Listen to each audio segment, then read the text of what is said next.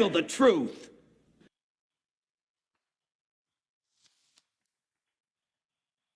Hey everybody, welcome back.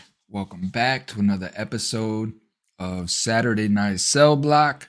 I'm Thomas Freeme, and this is the Thomas Freeme TV and podcast show. And this is a continuation of the discussion that we were having with Mr. Temujin Kensu and Miss Jody White up there in Michigan. Temujin is a lifer in prison, an innocent man, been incarcerated for the last 37 years. I'm trying to fight for his freedom. This is one of the most notorious innocent cases in American judicial history. And yet this man is still in prison. So continuing on with this discussion, please, again, I apologize for the sound quality. Keep in mind that Temujin was calling from a prison, and it was just hell on my system. So there is a little bit of echoing. I try to control it as much as I possibly could, but it is all very audible. So please enjoy. Free Temujin.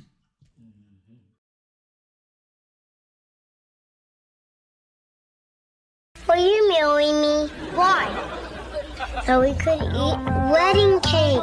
Is it chocolate cake? Who cares? It's this big and it got frosty.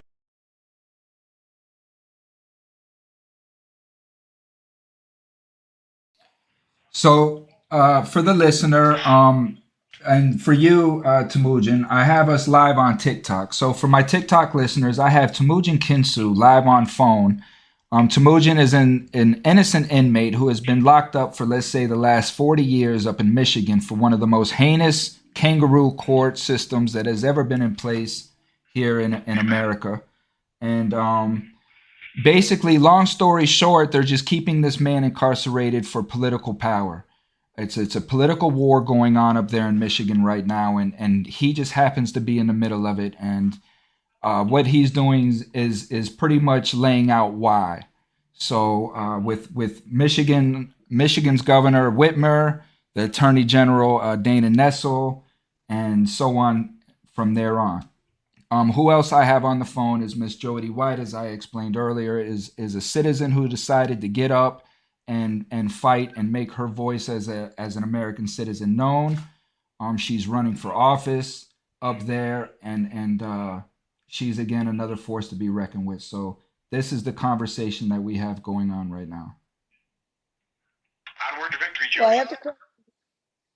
have to correct you. I ran for office 5 times. I've lost all 5 of them.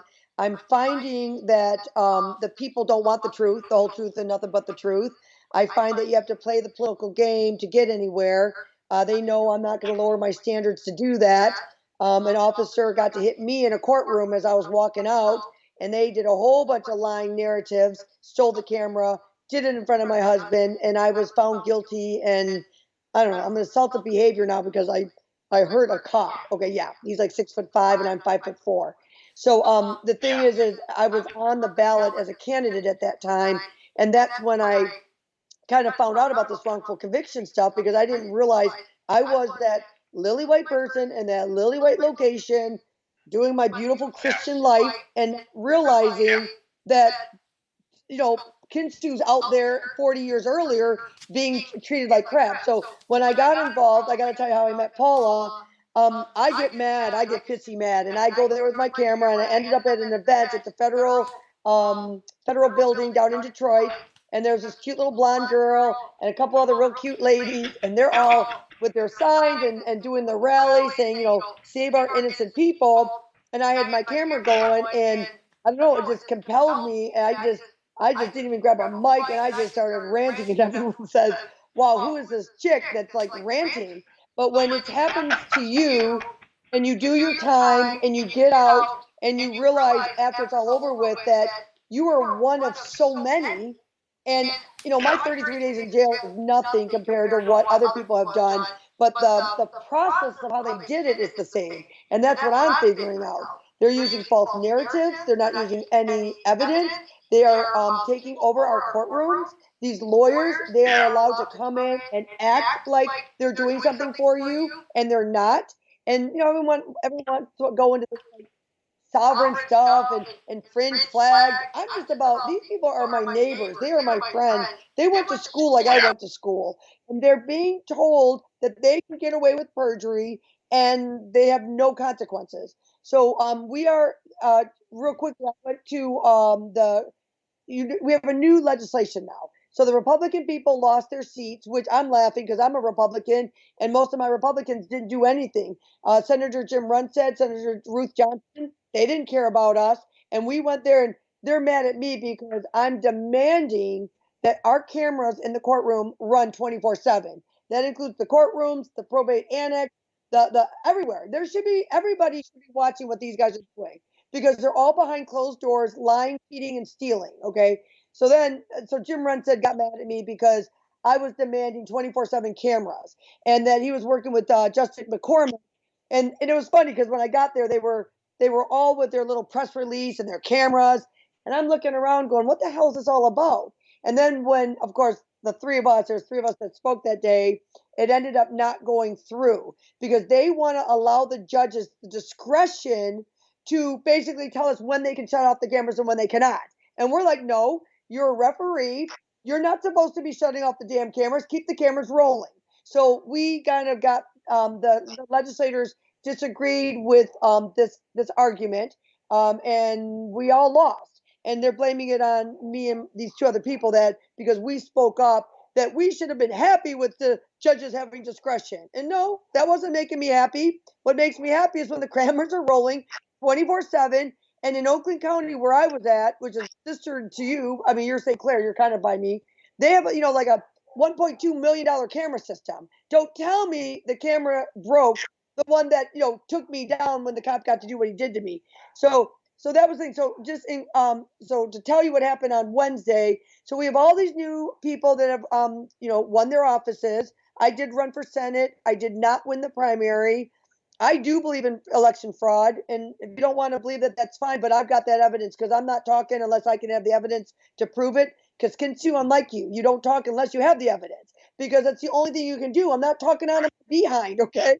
So basically, we went up to the committee meeting, and what they do the first week of the session, all the new people come in. They're all brand new legislators, and they all congratulate themselves and do that. And basically, what in the Judiciary Committee for the House of Reps, they had three people talking. They had the Attorney General, they had the Supreme Court Court Administrator Tom Boyd, and then they had a Supreme Court Justice, the newest lady, but she didn't show up. So we're all excited because the five of us that showed up, we thought we'd be able to speak at the end. But of course, they have that hard stop, a quarter till, so that we can't speak. And so they basically, I recorded it all, and I'll have a video out on it because all the Attorney General did was brag about all the stuff that she really hasn't done. But she has her little talking points. Well, she has her talking points of the stuff that she's doing, but none of it is relevant when you have innocent people in jail and you have cops and attorneys able to do false narratives without evidence. I don't understand that process. And yes, I'm a TV show junkie when it comes to law. To launch retaliation. Remember, she's used that office to launch multiple retaliation attacks too against her political opponents. She's actually trying to launch something against DePerno. She's trying to go after Trump electors. She went after that woman that was on Tucker Carlson speaking about her. Sent a whole SWAT team after her. And obviously, she's now retaliating against us. She may well have been involved in this destructive cell search. This is an order that came from central office in the MDOC. This had nothing to do with the facility that I'm in. So you're right, but please continue. She's notorious for retaliation, though. Well, but this is the problem with because what happened was mine is a probate case and mine is we were like losing our asset in probate and we had an attorney that was supposed to be monitoring the finances and guess who pretty much owns my family's estate, which is worth like 1.8 million, which is now worth pretty much nothing. But these attorneys have been able to go into probate court and take our stuff. So Jody White, real estate agent for 40 years, I start speaking up about it, helping other people. They didn't like it. Well, I don't have a dog in the fight. And that's what I like about helping other people. I don't have a dog in my fight. That's why I wanted to run for office and to be in that position to do something. So when I went there on Wednesday, I want to talk about the other guy, the state court administrator. Okay, I like him. I mean, I like all these people. I even like Dana because she will sit and talk with me. But what I don't like about them is they're like that girlfriend or that guy friend that goes out on you and cheats on you and then lies right to your face. And I'm gonna tell you something. I don't dig that. I've been married to my husband. He puts up with me. He lets me do what I do, which is a miracle because I do help everybody and I don't really hang out at the house and take care of my husband and 2 kids. But they're like, go mama, go. Because this is the thing. My kids seen me go off to jail and they knew I was innocent. And they know who stole the money. They know all the facts.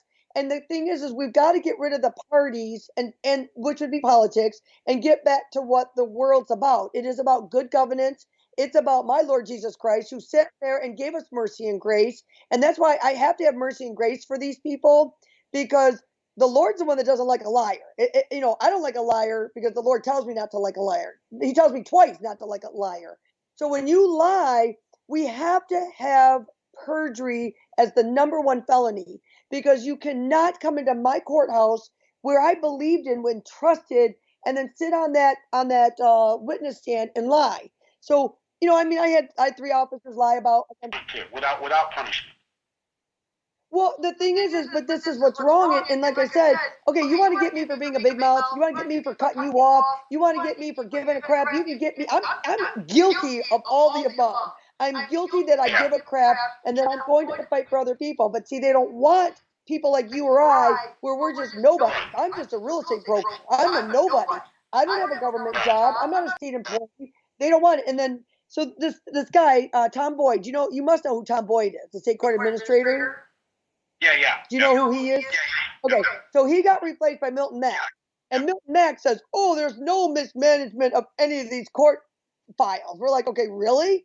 So again, as I'm sitting here in this woman's room here and I'm helping her do a case review, and again, I'm not a lawyer. I just am a person with some common sense that you can see the pattern of behavior. So we're starting to get the pattern of behavior together, and allegedly we're going to get some help. But no, we're not. They're lying to us. They're not going to help us. So when I met up with Tom Boyd, I walk up to him and I go to shake his hand, and he does a little COVID pump, because God forbid you breathe on him. And he ends up doing his 20-minute spiel, and he's quoting from the Constitution about how the Constitution gives the judiciary their indispensable branch where they're allowed to do stuff. Well, then do something, damn it. You're not doing anything. But see, the state court administrator is supposed to be in charge of the administrative. They're supposed to oversee them, don't do anything either. The Michigan Grievance Commission has been a joke for 40 years. And I know some of the lawyers that work on that commission, and they're good lawyers in and of themselves. As attorneys, they know the law. But these are people that have no integrity. And everybody knows my case knows in 1988, I sent a massive complaint to the Attorney Grievance Commission about my lawyer, David Dean. Now, what I didn't know, but the Attorney Grievance Commission already knew, was that David Dean was a convicted cocaine addict, a former disgraced prosecutor. He had gotten busted for snorting cocaine in a public park in 1985 and was actually on probation, which the bar knew about during my case. During my case, he was breaking into my storage bins, stealing everything I own and selling it for drugs. I sent the Attorney Grievance Commission affidavits from the people who bought my stolen property. I sent them all the storage records with a letter from ShearGuard showing how Dean had sent people in with forged documents to go into my storage bins and steal all my things.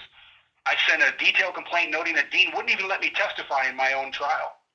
Instead of doing an inquiry of any kind, they simply sent my complaint to Dean, let him send this BS denial back. Then he writes a phony bill. Now remember, this is a court-appointed lawyer who stole $50,000 in property from me on top of that. Sent in a phony bill claiming I owed him $28,000. So I had this petty complaint in front of the state bar, very detailed. I still have a copy of the original complaint. And they just summarily dismissed it. Knowing this man had a criminal history, knowing he had a drug history, he'd been accused of stealing from clients, he was a disgraced prosecutor. There had been articles in the paper that said, cocaine nightmare, a living hell. They knew all of this. They just acted like my claims were garbage. I actually won one of my federal habeases. One of the things that I won on was that same lawyer not allowing me to testify. Of course, that cost me another 27 years of prison.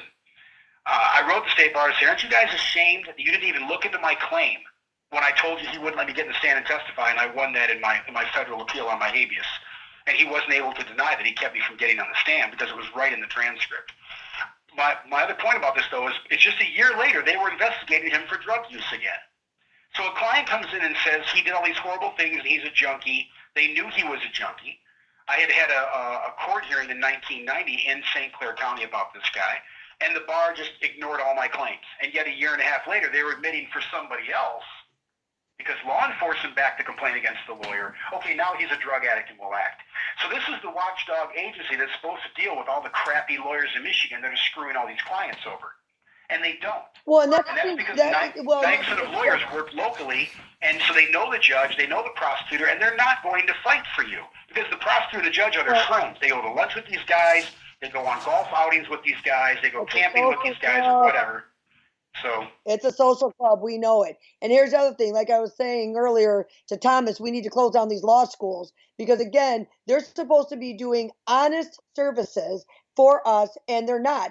And again, I'm in the probate court, so they're stealing from our elderly and our vulnerable. So, we're watching the isolation, the over-medication, and then the denigration, then the liquidation.